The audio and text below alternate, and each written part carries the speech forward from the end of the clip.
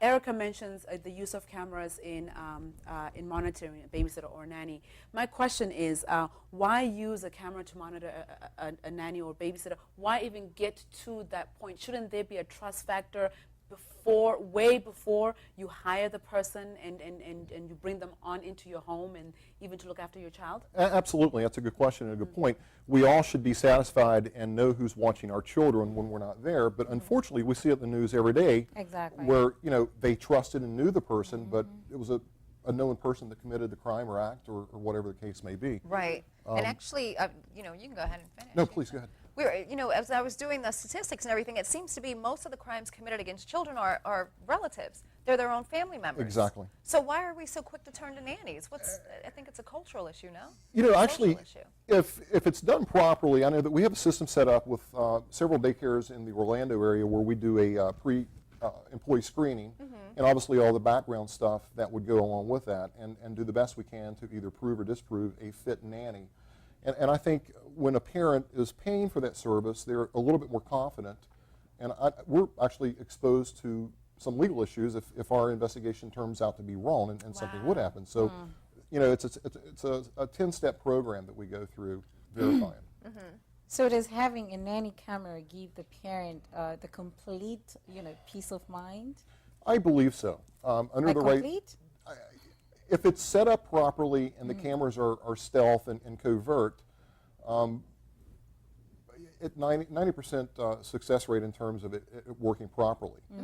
I think James, I think I'm coming back from, we had a show where we had it was self-defense, and we had an instructor on our couch talk about you know, some techniques. Right. And one of the things that we learned was, even before you get to the assault or to the physical assault, is you trust your instinct, you know, avoid and, you know, watch your surroundings. And I just go back to that point with babysitting, is shouldn't you have that trust going on? Shouldn't you, you know, do your background research and all before you put cameras? Because cameras, really, what can they tell you? I mean, what can they do for you? Well, number one, cameras are intrusive in your home. Yes. And the cameras that we're installing for nanny cams, it's a good question because it's a 50-50 on, do you tell the potential nanny, hey, the house is, you know, it's equipped with cameras. It's a pro and con. I mean, but if it's wired properly, we do them in the ceiling with fire sprinklers, and there are cameras inside those. And I like to tell the potential nanny or the nanny, hey, the entire house has been recorded. And it's a shame that you have to go to those extremes, but it protects the child. I guess it would be better, you know, it's more proactive instead of retroactive, because who wants to come home and have the baby have an issue, and then you say, oh, look, I see it here on camera, but you didn't prevent it. Exactly. Wow. Oh, so you say it's better to tell the nanny before you... I like to, yes. And we have a form that we'll have the nanny sign during our process, and it acknowledges that the house is being recorded with both video and sound. Oh, wow. So I'm holding one of these. It's a teddy bear that I'm holding. And then we have this here on the table that you brought in. So these are the different places that you would place a camera in the event that you want to use a camera to monitor your babysitter? Absolutely. And these are just two items of literally thousands that you could install a covert camera in. This is a clock. Okay. And it's virtually undetected, and it runs on an SD card, so it's about 1,000 hours it would hold of recordings. Okay. Now, for me, I'm not a parent yet, but I would think that one of the ways of deterring any potential harm to my child would be to obviously hire a nanny or a babysitter, but to pop in unannounced, or to get a neighbor or a relative to pop in unannounced, because like you said, I think cameras are very invasive. Now, what are the costs of installing cameras in a home for any parents out there that may be interested in doing so? We will do the install, and it's, you know, depending on the system. We just did an install last month. It was about $800, but it came with 9 different cameras and a DVR. So it's, you know, something like this. You can pick this up for about $115. Okay. And so it's, you know, from the low end all the way up to how high you want the technology. Okay. So James, can you give us like a little insight, the difference between using spyware and private investigation, the pros and cons of each, if you can? Pros and cons on spyware. Some of it's illegal and it's actually a felony. Going back a few months ago, the husband hacked into his wife's email and intercepted a bunch of emails, and he was actually arrested and charged. whether I agree or disagree with that, it's a felony in most states to use spyware. As a matter of fact, our firm just worked with one of our female operatives in Miami. The client had spyware set up on her cell phone. It was actually legal in New York for him to do that, but it's illegal in Florida. Myself personally, just being in the industry and done this for the past 25 years, I like the human intelligence part. Going back to 101 police work or gumshoe work of having an agent out following someone with a video camera. So you prefer the private investigation way? That's the better route. It's more safe in terms of possibly one of us committing a crime without our knowledge if the husband has spyware hooked up. Now, but the challenge though here is, so you have a husband, you have adults. Here we're talking about children and the harm to children. I mean, my concern is, videotaping a child being harmed or being assaulted. I mean, does that really make sense at the end of the day?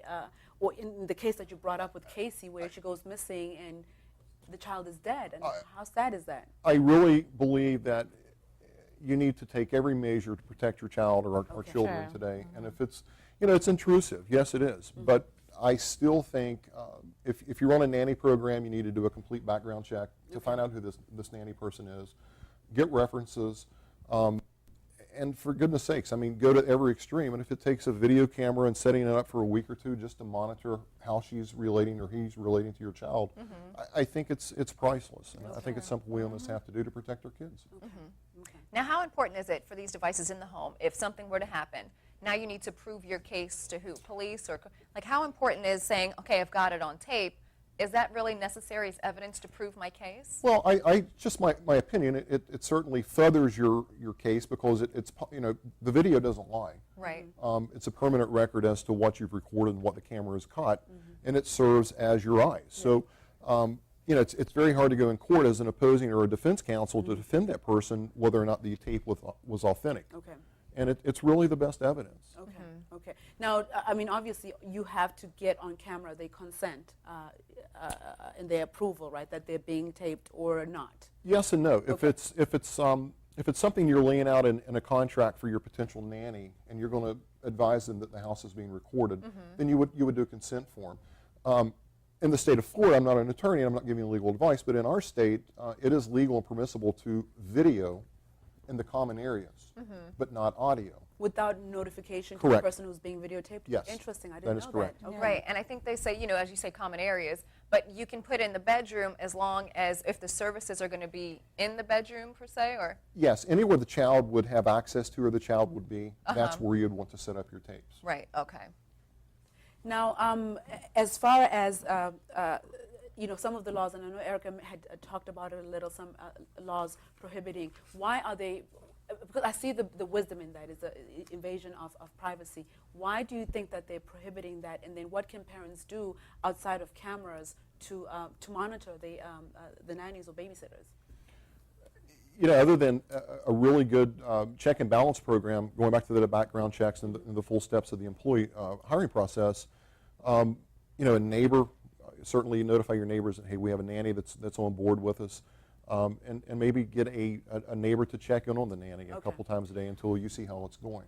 But at least you'll have a peace of mind. Yeah. well, yeah, I get that. You can have a peace of mind, having the camera, but if you're constantly worrying to send people to, because, putting the camera is like, okay, fine, I just want to have a peace of mind, I'll catch you in the act, Right. or whatever. But like Farai was saying, again, I think there is a love-hate thing there, because you'd love to have the camera, but again, to see your child being abused and have it videotaped, I mean, what's your take on that? Well, my take on that is it's only going to occur once. Unfortunately, God forbid that would happen. Once you collect that on tape, I mean, that's going to go straight to the authorities, I would hope, as a parent. Right. Right. And at least document that this happened, and then it'll snowball after that. That's a good way to put it. It will only happen once. Cause Yeah, once it's you only come going to home happen and- one Right, time. right, Right. You check on mean, the yeah, tapes, right. Yeah. Now, what are some of the outrageous stories or cases that you've handled as far as babysitting is concerned, or child nanny in your profession as a private investigator? Recently, within the last 2 years, and I can speak about the case without names, it's closed, but we had a case of the husband was not sure as to what the wife was doing with a 3-year-old child at home. She was exhibiting some bizarre behaviors. He wanted an entire system set up in his home, whereupon we did that. Oddly enough, he had control of the DVR because it was in the bedroom and et cetera. There were no voice on it, so he controlled that. I didn't want to see what was happening, obviously, behind closed doors in the bedroom.